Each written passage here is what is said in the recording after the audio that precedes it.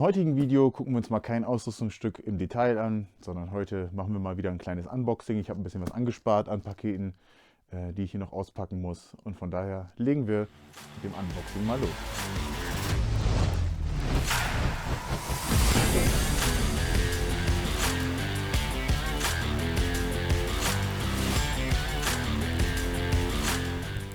Herzlich willkommen hier zurück auf dem Gear Reference Kanal. Heute seit langer Zeit mal wieder ein kleines Unboxing.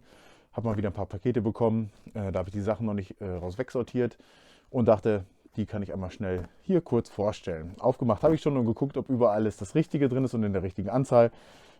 Von daher kann ich das einmal kurz vorstellen. Dann fangen wir mal an mit dem ersten kleinen Paket. Und zwar haben wir hier noch ein Paket im Paket.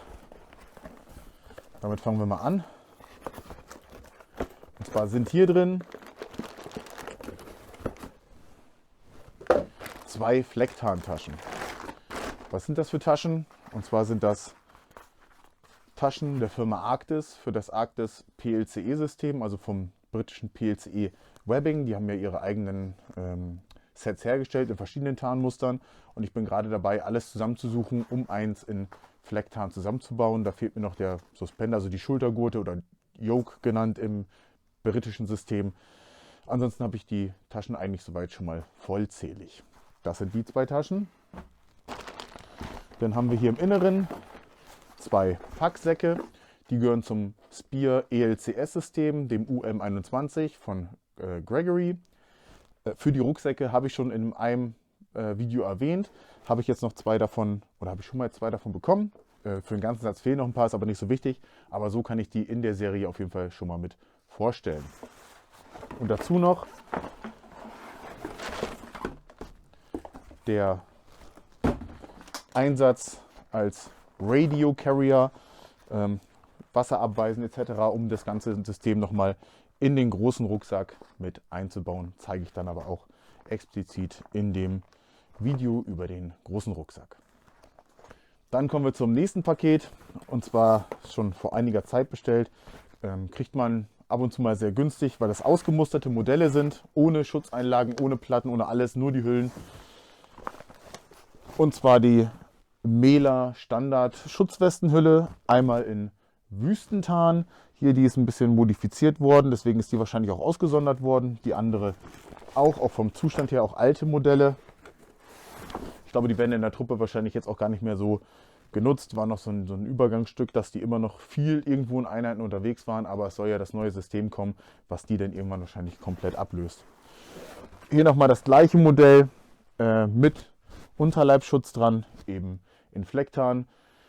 Hätte ich mir jetzt als Sammlungsstück eigentlich nie geholt, aber durch die Recherchearbeiten, durch das ganze Vorstellen, auch von Bundeswehrausrüstung, habe ich gedacht, ist es vielleicht ganz cool in der Reihe auch diese ersten Flecktarn-Westen mit Platte etc., die die Bundeswehr so hatte, auch mal vorstellen zu können, und was da eigentlich für Features dabei waren.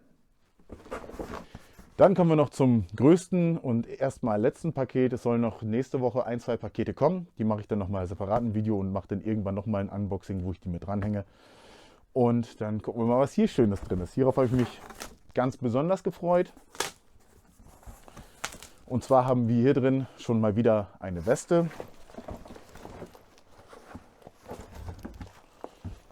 Und zwar von der Multifunktionsweste KSK, der Vorgänger. Das eine Modell habe ich ja schon vorgestellt, was ab 2001, 2002 eingeführt wurde.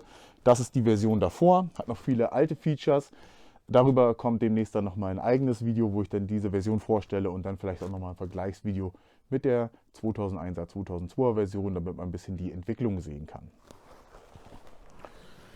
Achso, zudem hat die noch einen schönen Anstrich mit Schlemmkreide, ist natürlich nicht mehr alles von vorhanden, aber die war auch mal so umbemalt, um in Afghanistan mit eingesetzt zu werden oder in anderen Wüstenregionen. Das ist auch mal ein ganz cooles Detail. Dann habe ich hier eine Brillenhülle und hier drin ist die Schutzbrille Eis und Schnee von der Firma Ufex für die Bundeswehr. Sieht interessant aus. Wahrscheinlich ein sehr cooler Anblick. Also auch cooler natürlich als eine Oakley oder sowas. Ist deutsche Produktion. Und ja, viel im Einsatz, Gebirgsjäger, wahrscheinlich auch hier Hochgebirge, Meeresbergführer etc. zum Schutz vor Schneeblindheit. Dann habe ich hier noch ein passendes Holster für die Weste von gerade eben, auch hier mit Schlemmkreidetarn versehen. Und zu guter Letzt ein besonderes Stück. Und zwar ein weiteres Kajak-Chest-Rig. Über das Kajak-Chest-Rig habe ich schon ein Video gemacht.